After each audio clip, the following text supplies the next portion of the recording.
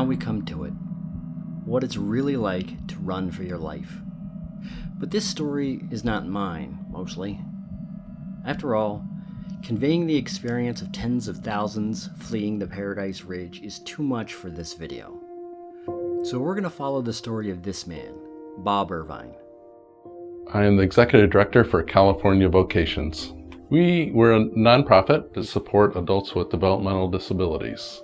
I would say we do a good job in ensuring our clients get an inclusive lifestyle to where they're out in the community and not sheltered in the homes. Bob's clients are part of the access and functional needs population. In a way, they are the hardest case when it comes to reacting to a disaster. If preparations can work for them, they can work for almost anyone.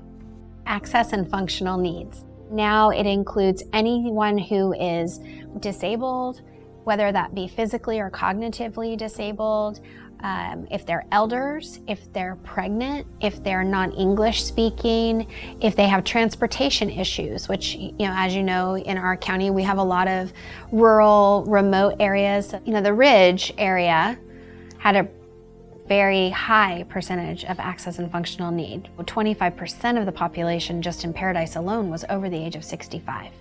People like Bob's clients with challenges to health and understanding are often the first to suffer in a disaster. That's why Bob's team at California Vocations has prepared for the worst, along with the disaster planners of Paradise and Butte County.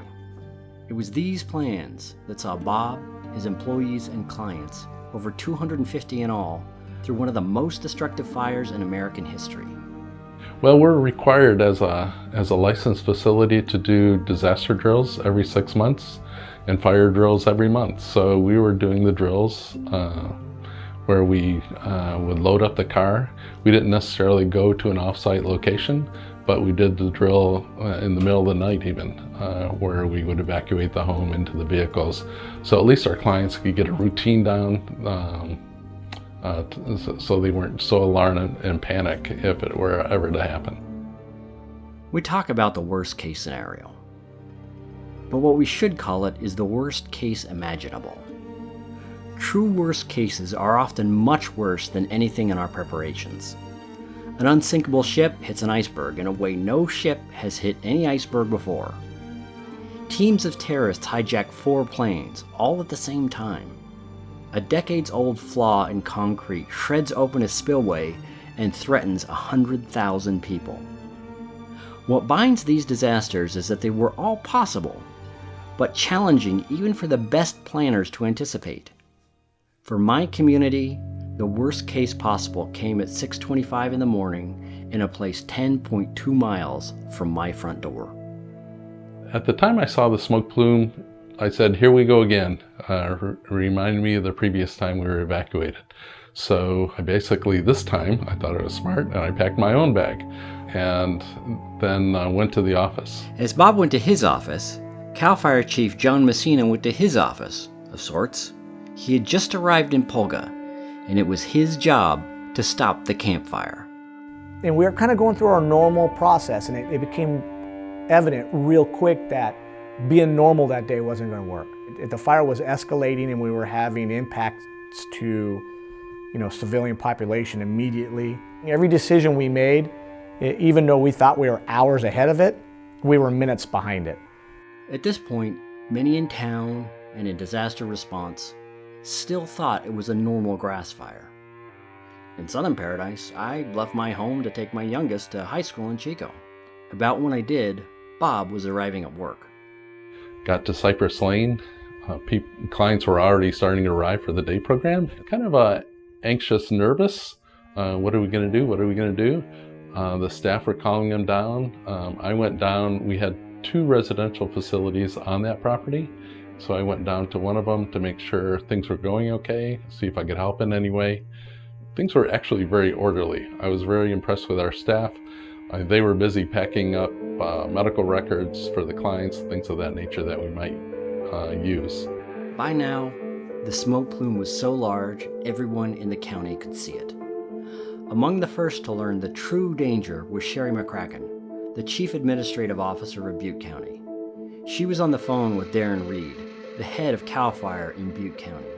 It's Sherry's job to manage the county's emergency operations center when it opens. So Chief Reed said, "We have a fire." I said, "Yeah, I saw that. It's like 15 acres. Just in the minute or something we had talked, it had already grown. And I would say by the time we stopped talking, it was 1,500 acres. And he said, "This is going to be bad." And I said, "I got to get to the office." I have to say, when we got in the Emergency Operations Center, we had no internet, no email, no landlines, and spotty cell phone and text. So we were all operating off of cell phones. We need to talk about plans. By their nature, disasters are the worst chaos can give us.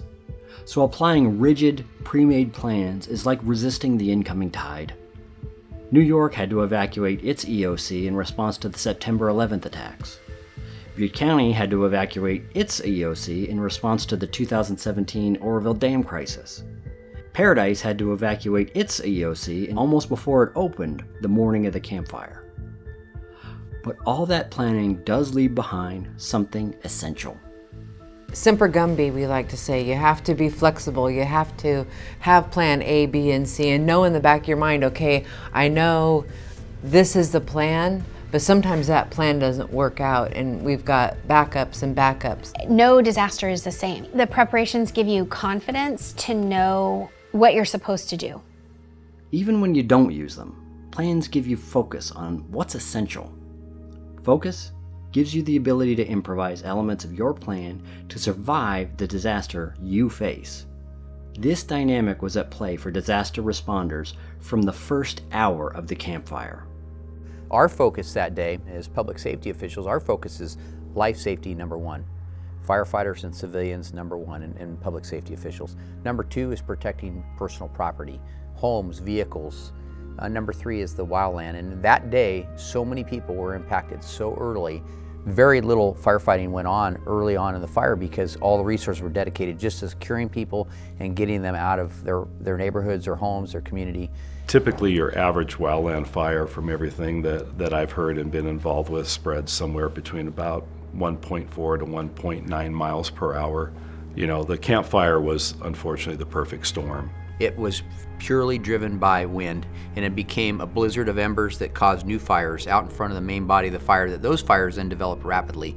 And it went from a fire started in a remote area of Polga to a community of Concow in an hour, to a community of Paradise, which was an additional 3.2 miles in another half an hour. So in an hour and a half time, 7.5 miles. Now, spot fires aren't uncommon in a wind-driven fire.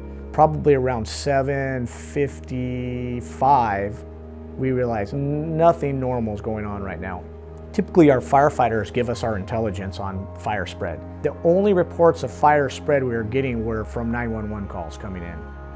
The staff came in and said there's spot fires out there, so they immediately started going out and putting out fires that were in our yard.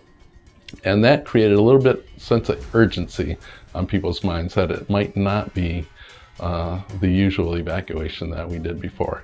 So people did not have a chance.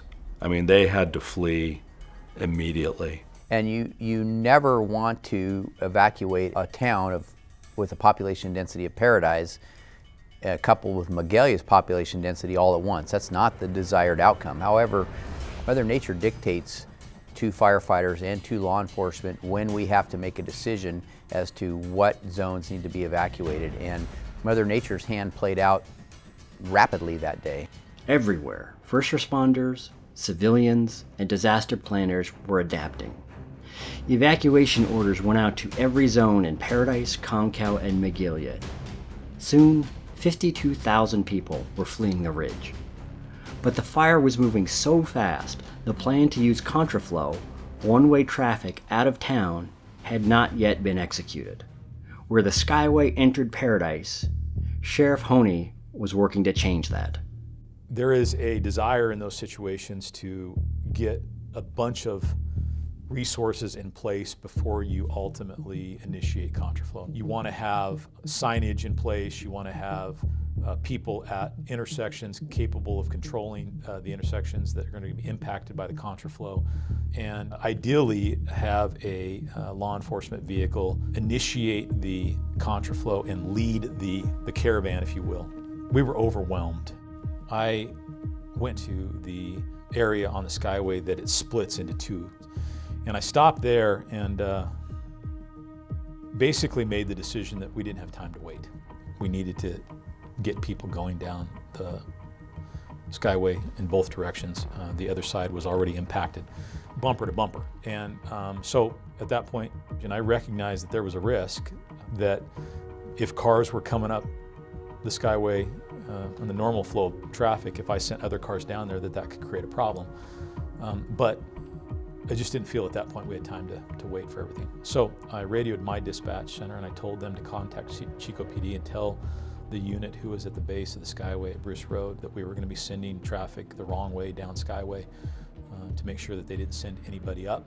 Then came the task of actually getting that done, operationalizing that. And so there was a guy standing west of me. He was standing on the side of the road, his truck was parked, he just was looking towards the fire. And I didn't have any other resources at that time, so I yelled for that guy to come over. I said, listen, I need you to help me get these cars directed down the road, and I need to get more resources here, so while I'm doing that, I'm gonna have you help me with that. And he said, okay.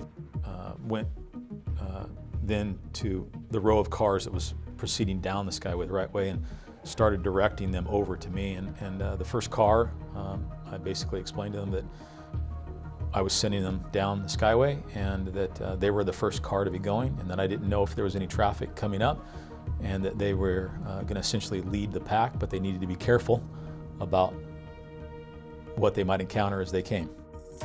At my home in Lower Paradise, I received 2 automated evacuation calls in quick succession. One was an evacuation warning for my zone, 11, and the next was an evacuation order for every zone in Paradise. I didn't know it at the time, but I was one of the lucky few to receive these calls. Because of the messages disaster planners had spread since the 2008 fires, we were ready. While I can't prove it, I think I was the last person to leave town without having to drive through fire. Bob was not so lucky. Probably around 9 o'clock is when you started hearing the explosions.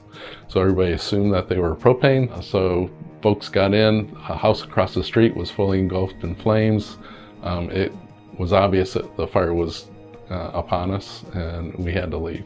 I was actually the last one to leave 1620 Cypress. I went through all the buildings to make sure nobody was there.